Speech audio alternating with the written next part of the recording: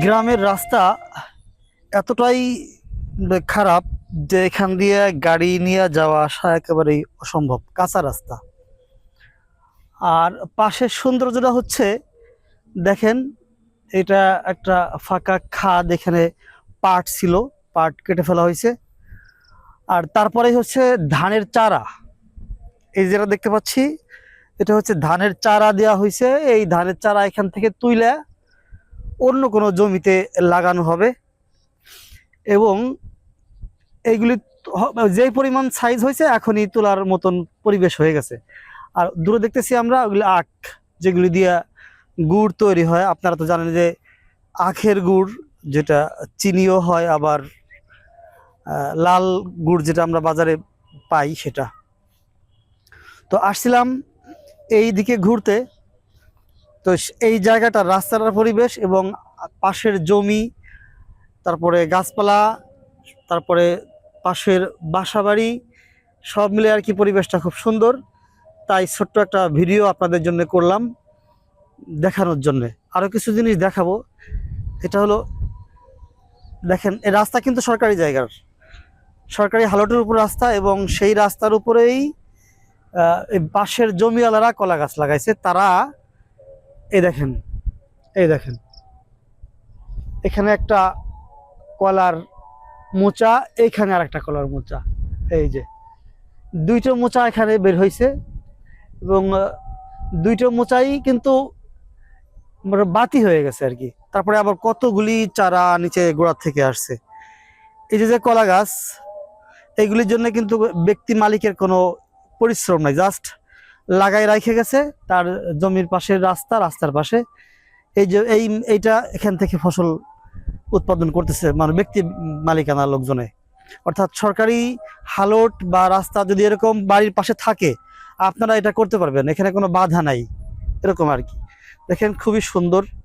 কিন্তু গ্রামের রাস্তা তো আপনারা জানেনই, এখান দিয়ে কি পরিমাণ কাদা হয়, বৃষ্টি হলে যাওয়া আসা করা যায় না। তবে আজকের পরিবেশটা ভালো, কারণ বৃষ্টি বন্ধ হয়েছে এবং বিকালে রোদ ছিল, সেই রোদের সাথে বাতাস ছিল।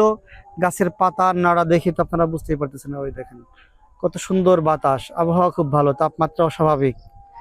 সব মিলে আর কি আজকের পরিবেশটা খুবই ভালো লাগতেছে।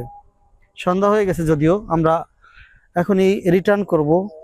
তবে তার আগে আপনাদেরকে এই জায়গার সৌন্দর্যটা একটু তুলে ধরার চেষ্টা করলাম। খুবই সুন্দর জায়গা। তামিম, গাড়ির দিকে খেয়াল রাখো। আচ্ছা, একটা বাচ্চা আসতেছে এই পাশে থেকে। এখানে বড় একটা পাকড় গাছ মনে হয়। বাবু, তোমার নাম কি? তোমার, হ্যাঁ, সবুজ শেখ। তোমার বাড়ি কই? কোন পাশে, এইদিকে না এদিকে? সামনের দিকে। ও আচ্ছা, তুমি কোন ক্লাসে পড়ো? স্কুলে পড়ো না মাদ্রাসায়? মাদ্রাসায় কি থ্রি আছে নাকি? হ্যাঁ, জি, থ্রিতে নাদের আছে। কি কি পড়ায় তোমার ক্লাসে? বড় দিব যে আরবি, আরবি, হ্যাঁ, আরবি কি কি বই আছে? নাকি শুধু কোরআন শরীফ পড়া শেখায়? তাহলে বাংলাও আছে। আর কোরআন শরীফ পড়তে পারো? হ্যাঁ, দেখে দেখে কয়টা সূরা মুখস্থ হয়েছে? সূরা মুখস্থ করো নাই? দু একটা সূরা মুখস্থ করো নাই? কোন কোন সূরা? হ্যাঁ, সূরা ফাতিহা মুখস্থ করছো? আর কোন সূরা? তার মানে তুমি মাদ্রাসায় ঠিক মতো যাও না, ক্লাসে না যাও? গেলে পরে তো হয়ে যাওয়ার কথা। ক্লাস থ্রিতে উঠে গেছো, সেক্ষেত্রে তোমার তো সূরা ফাতিহা, সূরা নাস, সূরা ইখলাস এগুলি মুখস্থ থাকার কথা। হয়েছে? মুখস্থ হয়েছে? গুড। মানে বলতে পারতেছেন আর কি। আচ্ছা, ঠিক আছে, ঠিক আছে, ঠিক আছে। তুমি যদি বলতে না পারো কিছু নাই, ঠিক আছে, যাও। তোমার নাম কি বললা? সবুজ। ঠিক আছে, ঠিক আছে, যাও যাও যাও, নামাজ পড়ো, আজান দিয়ে দিছে। আমরাও যাব, আজান দিয়ে দিছে নামাজ পড়তে। তার আগে এইখানের সৌন্দর্যটা একটু তুলে নিয়ে নিতেছি আপনাদেরকে দেখানোর জন্য, যে কি সুন্দর পরিবেশ। আকাশটা কিন্তু এখন মনে হচ্ছে একটা আর্ট। এই যে পশ্চিমের আকাশটা একেবারে ফুল আর্ট করা মনে হইতেছে বাস্তব। কিন্তু যারা আর্ট শিল্পী আছে তারা কিন্তু এর চাইতেও বেশি সুন্দর করে তোলার চেষ্টা করে, কিন্তু তাদের তো কালার, আর এটা হচ্ছে বাস্তব। এই এইটার যে আর্টিস্ট, সে হলো সর্বশ্রেষ্ঠ আর্টিস্ট, অর্থাৎ আল্লাহ তাআলা নিজে এই সৌন্দর্যটা ফুটিয়ে তুলছে। দেখছেন কি দারুণ! আর এই সবুজ শ্যামল বৃষ্টির কারণে হয়েছে, কত সুন্দর। চলো আমাদের গাড়ির দিকে যাই তামিম।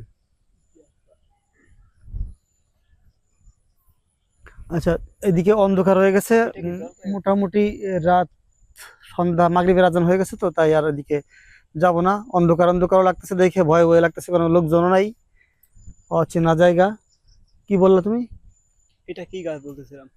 পাকড় গাছ না, বট গাছ না, বট গাছ না, পাকড় গাছ, পাকড় গাছ। এই গাছের নাম হলো পাকড় গাছ। অনেক বড় গাছ, আপনারা দেখেন কত বড়, অনেকগুলি ডালপালা হয়েছে। আমাদের গ্রামে এই গাছ আছে, অনেক বড় গাছ। সেই গাছে দেখছি আমি একটা শিকড় নিচের দিকে নামে আসছে, পরবর্তীতে সেই শিকড় থেকে আবার শিকড়টাই আবার একটা গাছের রূপ নিচ্ছে আর কি, আস্তে আস্তে করে মোটা হয়ে। শিকড়টা আস্তে আস্তে যখন মাটির সাথে মিশে গেল, তখন মাটি থেকে রস পাইতে শুরু করছে শিকড়ে, এরপর সেই শিকড়টা একটা গাছে পরিণত হয়ে গেছে। যাই হোক, আমরা আসছিলাম ঘুরতে একেবারে সন্ধ্যার সময়, কিন্তু সেই সন্ধ্যার পরিবেশটা একটু আপনাদেরকে দেখানোর চেষ্টা করলাম।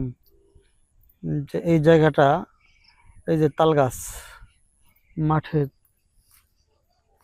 ওই তাল গাছটা মনে হয় মারা গেছে, কারণ ওটার উপরে সম্ভবত বজ্রপাত হয়েছিল কিনা।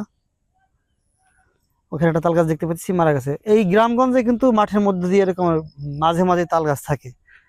আপনারা জানেন যে সরকার তাল গাছ লাগানোর উদ্যোগ নেয় প্রত্যেক বছরই, এই বজ্রপাতের কারণে, বজ্রপাত যাতে মানুষের গায়ে আঘাত না করে, এই জন্যে তাল গাছ মাঠের ভিতর দিয়ে লাগানোর উদ্যোগ নেয় গভর্নমেন্ট।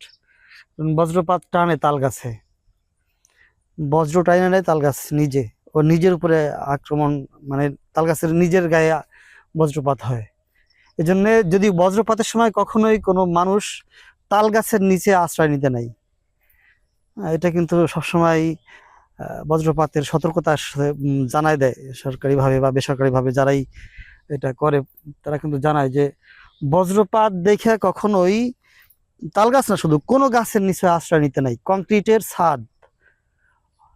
কংক্রিটের ছাদের নিচে সবসময় আশ্রয় নিতে হয়। আর হলো কোনো লোহার জাতীয় কোনো দ্রব্য ধরে রাখার নিয়ম নাই, কারণ বজ্র তো বিদ্যুৎ, লোহা জাতীয় কোনো কিছুতে আকর্ষণ করে, আর আকর্ষণ করলে তো বুঝেনি, তো প্রচন্ড পরিমাণে শক্তিশালী বিদ্যুৎ থাকে।